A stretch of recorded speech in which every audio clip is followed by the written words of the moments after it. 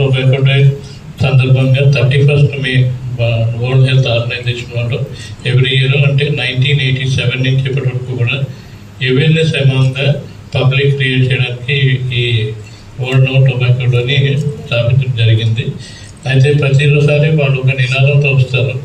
ఈసారి నినాదం ఏంటంటే unmasking the appeal, countering the nicotine and tobacco addiction. అంటే ఈ టొబాకో ఆకర్షణ వెనకాతలో ఉన్న నిజాన్ని బయటపెట్టి అలాగే నికోటిన్ మరియు పొగాకు వ్యసనాన్ని సక్సెస్ఫుల్గా ఎదుర్కోవడం అనేది ఒక నినాదం అన్నమాట.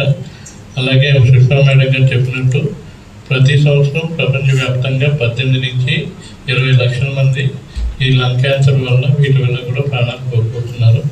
ప్రత్యేకించి మన ఇండియాలోనే 13 లక్షల మంది ప్రాణాన్ని కోల్పోతున్నారు. ఇది చాలా విషాదకరమైన విషయం. ఇది ఒక అలవాటే కాదు, ఇది ఒక సైలెంట్ కిల్లర్.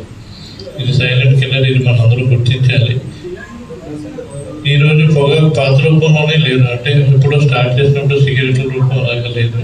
ఇది చాలా రూపాలు దాచి సిగరెట్లు, బీడీలు, గుట్కాలు, అలాగే వ్యాపింగ్ అంటారు, ఎలక్ట్రానిక్ సిగరెట్ స్మోకింగ్, అలాగే ఫ్లేవర్డ్ నికోటిన్ తొత్తులు, ఆకర్షణీయమైన ప్యాకెట్లు, దానికి పోటీ అడ్వర్టైజ్మెంట్స్, ఇవన్నీ చేసి మన ఆకర్షించడం కూడా జరుగుతుంది అన్ఫార్చునేట్లీ. అయితే వీరన్నిటికీ ఒకే ఒక బ్రహ్మాస్త్రం ఏంటంటే సోషల్ మీడియా.